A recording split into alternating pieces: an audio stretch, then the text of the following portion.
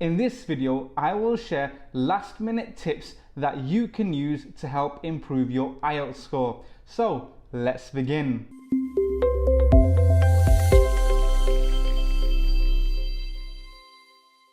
Hi there, this is Mr. Brick from IELTS Mr. Brick, and on this channel we cover everything IELTS related. That includes tips, tricks and tutorials, so if this is something that you're interested in, consider subscribing. Now, these tips that I'm about to share with you are not just any random tips.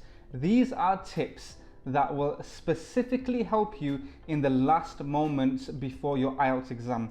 So anywhere between 48 hours till your actual exam, you should be using these tips. So let's get straight into it. The first tip is to do a mock IELTS exam.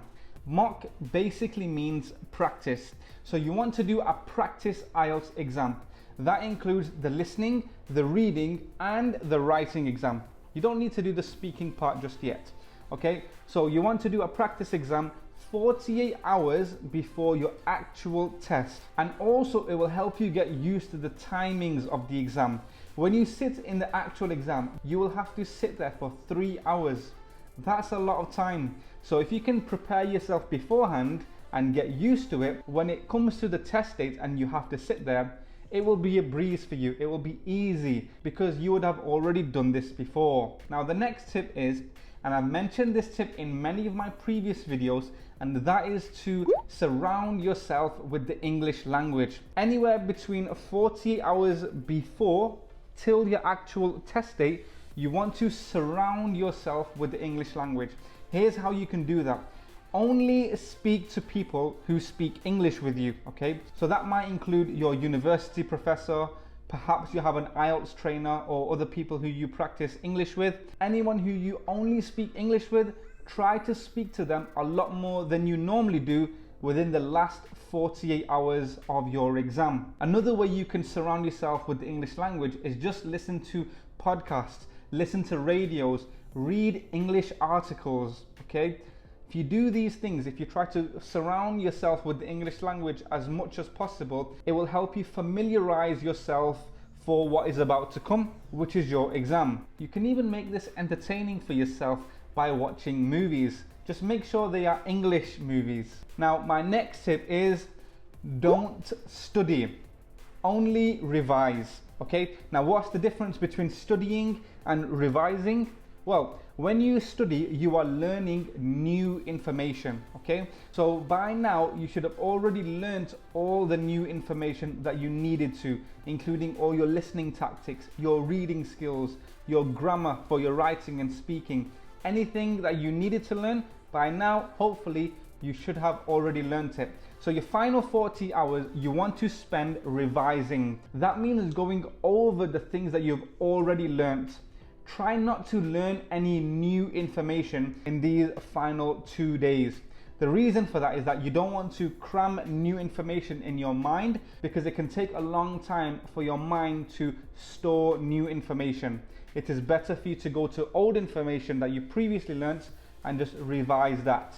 Okay? So remember, don't study, only revise. Now, the next tip, this is more of a reminder than it is a tip, and that is to take the correct documentation with you. Remember to take your ID and any other important information that the IELTS test center has requested from you. Now, the next tip is probably the most beneficial tip, and this can help break you, or if you do it properly, it can help make you and improve your score.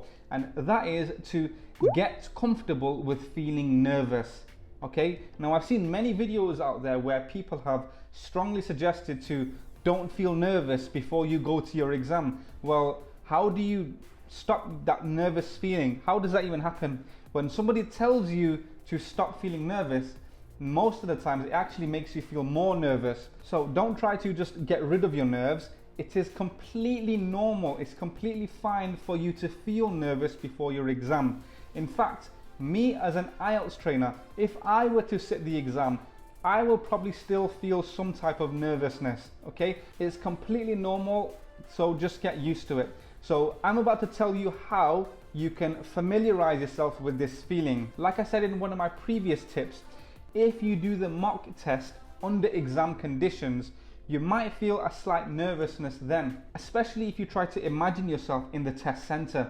So if you do this process repeatedly, when it comes to your exam day, this feeling will be normal to you. You'll be completely fine with it. It happens to me every time I stand in front of a classroom when I'm about to teach English.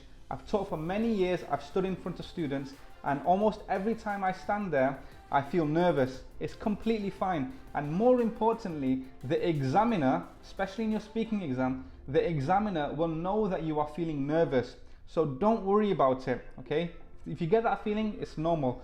In fact, a lot of the times, this feeling can actually make you feel more alert, which means that you'll be able to concentrate on your exams a lot more. The following tip is to take some notes with you to the exam. So take these notes with you from the moment you leave your house all the way to the test center. Now these notes should include just some basic reminders. For example, you might want to include one bullet point that says use a topic sentence at the start of every paragraph for writing task 2. Another bullet point might be write 4 paragraphs for writing task 2. And then the third bullet point might be write 3 paragraphs for writing task 1. So you get the idea. You just want to keep basic bullet points that are just reminders. Now let me just clarify though, when you do arrive at the test center, you want to keep these notes away, put them away. You shouldn't be taking these notes with you to sit the actual exam. They're only there for you to use from the moment you leave your house all the way till the time you get to the test center. That's it. Now the following tip is to sleep the night before your exam. Now this might sound like it's common sense for most of you, I hope for all of you, but the reality is that many students think that if they study all night, the information will stay in their brain because it's very close to the exam, and then when they go to the exam they will do a lot better. But unfortunately that is not the case. Studies have shown that if you want to perform well in your exam, it is extremely important to have a well rested night, and you can do that by sleeping. You want to wake up feeling relaxed, rejuvenated and energized. You won't be feeling like that if you do not sleep all night, especially if you study all night. In fact, the chances are if you stay awake all night studying, by the time it gets to your IELTS exam, you'll be completely tired and your mind will be switching off. So make sure you sleep early the night before your exam. Speaking of early, our next tip is to leave early. So what time should you leave your house? Well, my advice would be to arrive at the test center 1 hour early. Now you might be thinking that's a bit too early. Now the reality is when you do arrive at the test center, there are many procedures that you have to follow that can take some time that you might not take into consideration when you're planning your route. For example, when you get to the test center, you might need to take some pictures, some fingerprints, there might be a queue, there might be lots of traffic on the way, so you want to be prepared for anything that might come along your way. So try to get to the test center 1 hour early, and also another benefit of this is that when you do get to the test center, you'll be feeling a lot more relaxed than you would have done if you left late and you're panicking on the way, and then you get there and you find out, oh no, there's only 10-15 minutes left and I might need to go to the toilet, or it might just make you feel a bit more anxious.